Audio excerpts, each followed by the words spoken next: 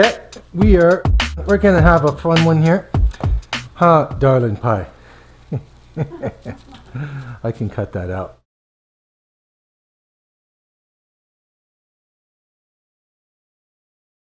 Okay, so boxes, shipping boxes, pain in the butt, actually, in the backside. Connie makes these really cool, what are they? Chalkboard trays made out of vintage silver platters. And so, like a lot of the things that she makes, there aren't convenient box sizes available, and often if you've played the box game, they're grossly overpriced. So we've got a quick little deal that we do.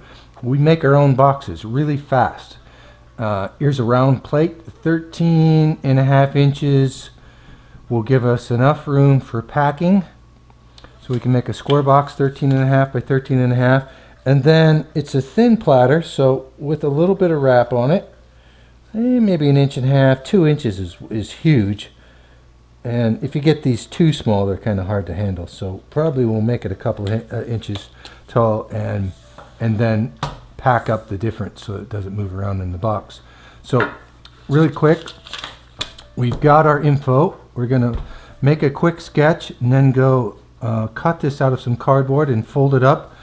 So we've got 13.5 square, each side panel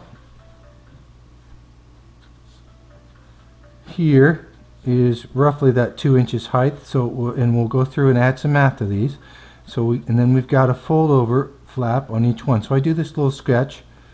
Actually, honestly, when I do this by myself, I don't make it this elaborate because I've done these so many times. But we've got a 13.5 by 13.5 box. So if this is going to fold up the 2 inches, so this is 2. Half of 13.5 is what this flap is. So higher math tells us that's 6 3/4. Okay. And so we would have the same going that way. And then this way, we've got another flap coming up, but instead of this one being 2, we'll add the thickness of the cardboard so it laps over. So that's 2 1/8. And this, if we needed it to go all the way to the middle, which we don't, it would be 6 3/4 plus 1/8. It would be 6 7/8, but we don't need it to. We really only need it to come in far enough so that this whole thing laps up and makes a nice tight box, and can tape it up and ship it happily ever after. So we have raw stock that's 27 inches wide that we get free. So that makes these boxes really cheap for us. You can go buy these sheets for probably a couple of bucks a piece too, by the way. And one sheet will get you, depending on the box size, maybe 3 or 4 boxes out of it. So it gets really inexpensive, but it's even better if you can get the material for free. So here we go. 27 is our max width, and our length can be, these things I believe are 6 foot long sheets of cardboard, so they can be pretty long.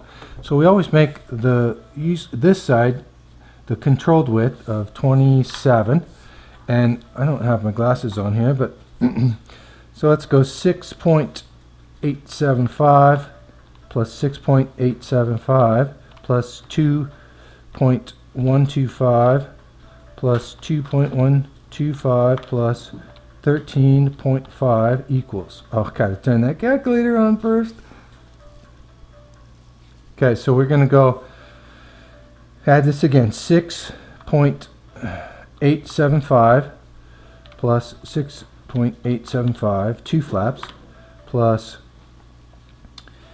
2.125 plus 2.125 plus 13.5. So that's our widest one, and we can go that way. That's 31.5 this way if we wanted to go that way.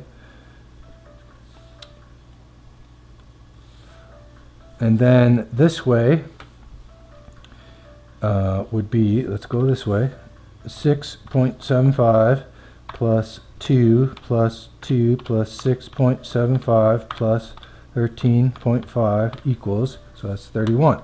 We've got 31 this way. So probably what we're going to do, 31 this way, so we'll use this as the controlled width. So what we want to do then, is one easy way to do that, is if we have 27 inches, we know we need 2 1/8 and 13 1/2.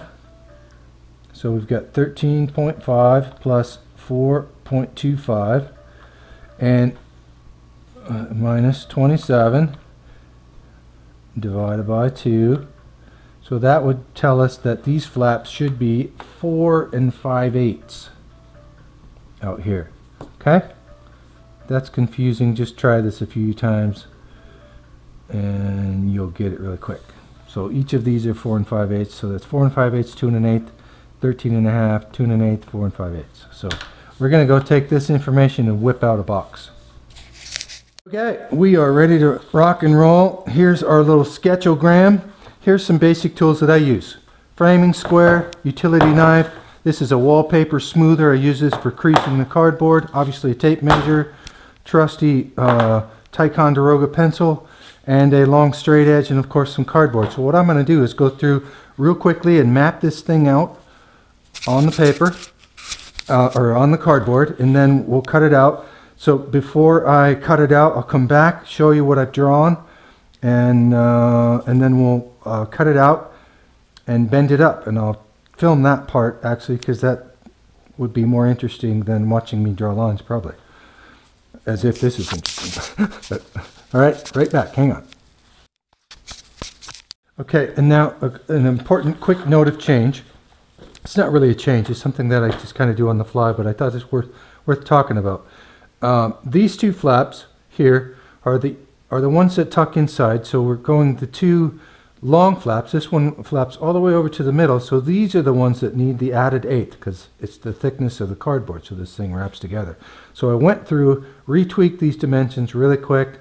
Took me literally 15 seconds on the calculator just to revamp it. So that came 2 4 3/4, 2 1/8, 6 5/8, and that 6 5/8 will get us to the middle, and we'll have the exact mirror image on this side. So first thing we're going to do, we're going to lay this out, but before that I'm going to actually cut this whole thing down to 31 1/2.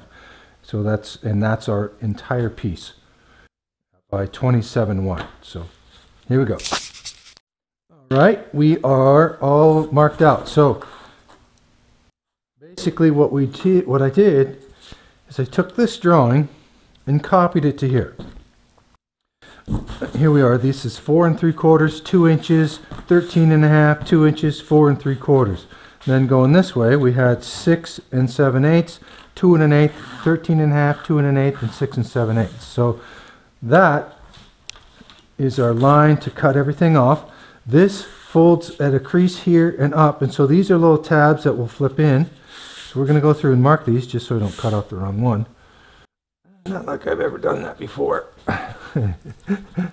So I'm going to go through and cut one of these corners out as best I can without my eyeballs on, without my glasses on. So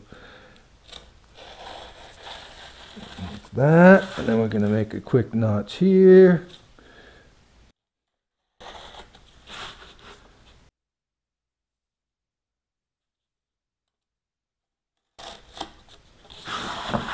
This. Once